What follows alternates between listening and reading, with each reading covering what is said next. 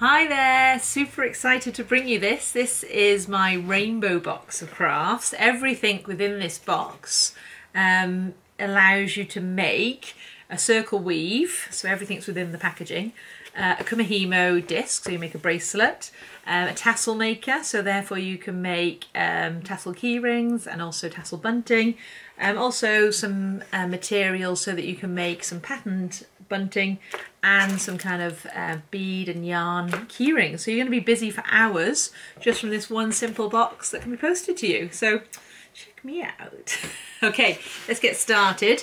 All you'll need in addition is some scissors and some sellotape. And what should we do first? Maybe we'll do a tassel first. So I'm just literally cutting into the box around the pattern.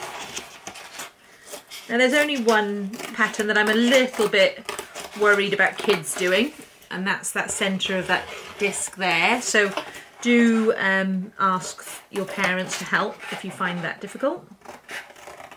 Okay, so let's get started with the tassel maker. The tassel maker is actually just a square of card. But anyway, it's nice to have a pattern. And then choose your colour. I'm going to go blue. And the thing to note about this, how I make them, is I roll them up and then I wrap it around the body. And therefore there should be one strand that you can identify that is the end that I tuck underneath to keep it secure. So try your best to pull him out, because he's the one, there he is, that's going to mean that you can unravel the rest really easily, she says. I think I got the wrong one. There you go. All right, sorry about that. So try and keep it like that, then it'll be a bit easier, it won't get in a big mess.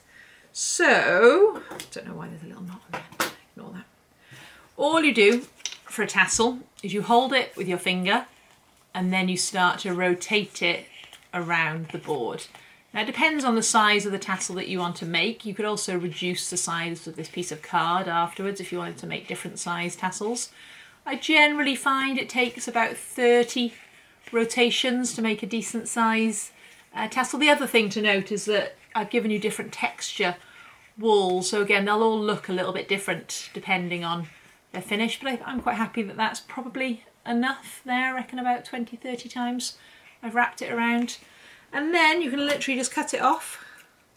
And then you need to take 2 extra pieces. Now the extra pieces are about the length of the box, about 20 centimetres. So 20, 20, like so. Okay. And then the first one, you need to grab all of the pieces on one side and you tuck that underneath, like so. And then you slide it all the way to the top. And then when you get to the top, you just do a simple knot. So over and under, close, over, under, and close, okay? Then you need to slide it off the piece of card. I did mine a bit tight, but I'll get there. Pulling them off like so, like that. Okay, so you just have like a little loop. Keeping it nice and gentle for now, don't mess around with it too much. And then grab it, because what we want to do is we want to put a little knot around what I call like its head. Okay, so about 1 centimetre or so from the top, we're going to wrap around that second piece of wool. I need to do this on the table because it's a little bit hard doing it up in the air. So just rolling it around, doing a nice tight knot, and a double knot, like so. Okay, so currently it looks a bit weird, but watch this. All you've got to do is just go through all those loops at the bottom and cut them.